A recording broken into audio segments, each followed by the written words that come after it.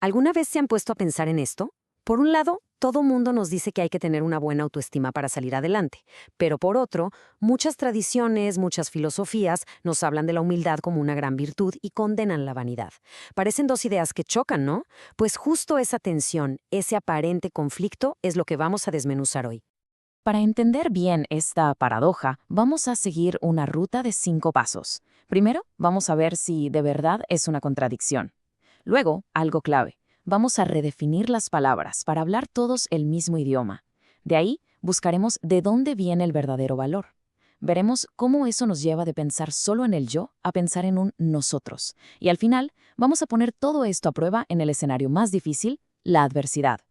Bueno, pues entremos de lleno al tema. Esta es una de esas preguntas que creo que a muchos nos da vueltas en la cabeza. Es como un estira y afloja interno entre lo que nos dice la psicología y lo que nos enseña la espiritualidad. Aquí está el meollo del asunto. La psicología moderna insiste, la autoestima es fundamental, pero luego abrimos textos antiguos y nos advierten sobre el orgullo y la vanidad. Entonces, ¿cómo le hacemos? ¿Son realmente lo mismo o estamos confundiendo las cosas? Y para muestra, un botón. Este texto clásico de la ética judía, el Pirkei Avot, lo dice con todas sus letras. Sé muy humilde. Así, directo. Y claro, uno lee esto y piensa, bueno, si tengo que ser muy humilde, ¿cómo se supone que me valore a mí mismo? Justo aquí nace la confusión. Y esto no es una pregunta teórica, ¿eh? Es súper práctica.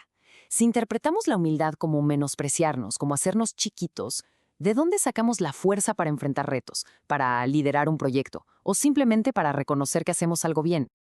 Ok, para poder resolver esta aparente contradicción, lo primero es poner las palabras en orden. Las fuentes que analizamos nos muestran que tal vez la idea que tenemos de autoestima y humildad está un poco chueca. Fíjense qué importante esto. Tener baja autoestima no es ser humilde, para nada. De hecho, desde la perspectiva de la Torá, es una forma de falsedad. Es como verse en un espejo roto que solo te muestra lo malo y niega tus cualidades. Y eso, más que una virtud, es un engaño. Y luego está la vanidad, o gaavá en hebreo. Pensamos que es un exceso de amor propio, pero es justo lo contrario. Es un síntoma de una profunda falta de amor propio. Es esa necesidad de estar buscando el aplauso, el reconocimiento de fuera, porque por dentro hay una sensación de vacío, de no valer nada. A ver, en esta tabla se ve clarísimo.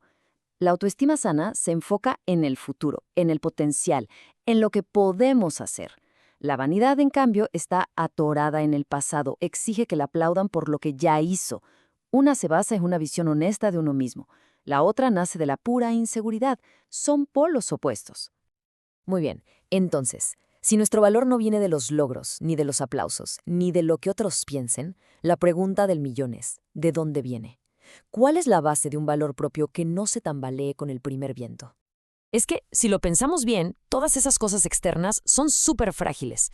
La cuenta de banco sube y baja, el currículum se vuelve obsoleto, los likes en redes sociales, bueno, ya sabemos cómo son. Necesitamos algo mucho, pero mucho más sólido. Y la respuesta que nos dan estas enseñanzas es, wow, es muy profunda. Nos dicen que el valor no es algo que se gana o se construye, es algo que ya es inherente. Por el simple hecho de existir, cada persona tiene una neshama, un alma, que es como una chispa divina. Ese valor no te lo puede quitar nadie, ni depende de nada. Y para que veamos que esto no es soberbia, escuchen esta frase. La dijo Hillel, un sabio famosísimo precisamente por ser un modelo de humildad. Y sin embargo, él entendía perfectamente su propia importancia monumental en el universo. Para él no había ninguna contradicción. Y aquí está la solución a la paradoja. La verdadera humildad no es hacerse menos, es simplemente pensar menos en uno mismo. ¿Y por qué podemos darnos ese lujo? Porque nuestra autoestima ya está anclada en algo seguro, en nuestro valor intrínseco. Ya no necesitamos estar buscando validación afuera, ya estamos completos. Perfecto, ya tenemos la base, pero este sentido de valor propio tan sólido no es para quedárnoslo para nuestra propia gloria. No, tiene un propósito mucho más grande, nos impulsa hacia afuera. El rabino Jonathan Sacks, un pensador brillante, decía que en nuestra cultura moderna hay una especie de culto al yo. Todo gira en torno a mí, mis necesidades, mis sentimientos, y eso, a la larga, nos aísla y nos hace sentir que no tenemos responsabilidad por nadie más. Y para explicar cómo salir de ahí, él usaba esta diferencia genial entre un contrato y un pacto. Un contrato es una transacción. Yo te doy esto si tú me das aquello. Es por interés individual. Un pacto, en cambio, crea una relación. transforma un montón de yos en un nosotros, con una identidad y un propósito compartidos. Entonces, este es el camino. El primer paso es reconocer nuestro valor, ese que no depende de nada. Cuando de verdad lo entendemos, podemos dar el segundo paso, dejar de vernos como víctimas de las circunstancias. Y con esa fuerza, con esa seguridad, podemos dar el tercer paso, asumir nuestra parte de responsabilidad para mejorar el mundo, para convertirnos, como decía el rabino Sacks, en coautores con Dios. Pero seamos honestos, todo esto suena muy bien en la teoría. La verdadera prueba de fuego llega cuando las cosas se ponen feas, cuando fallamos, cuando nos rechazan, cuando el mundo parece no tener sentido. ¿Qué pasa ahí con nuestro valor? Las Escrituras nos presentan dos casos de estudio extremos. Primero, el rey Shaul. Su gran problema no fue ser humilde, sino todo lo contrario. Se sentía tan poca cosa, pequeño a sus propios ojos, que le dio más peso a la opinión de la gente que a su propia misión. Y luego está Job, cuya historia dinamita por completo la idea de que si eres bueno, te irá bien, y si eres malo, te irá mal. La gran lección de Job es que su fe tiene que evolucionar. Tiene que aceptar que hay cosas que simplemente no va a entender, que el universo opera con una lógica mucho más compleja que nuestras ideas humanas de justicia, recompensa y castigo. Y en esa aceptación encuentra una nueva forma de resiliencia.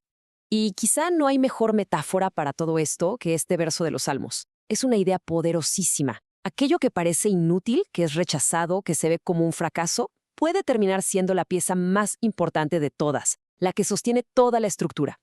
Y con esa reflexión final nos quedamos. Es una invitación a mirar nuestros propios fracasos, nuestros rechazos, nuestros momentos más oscuros, no como un final, sino con una nueva curiosidad.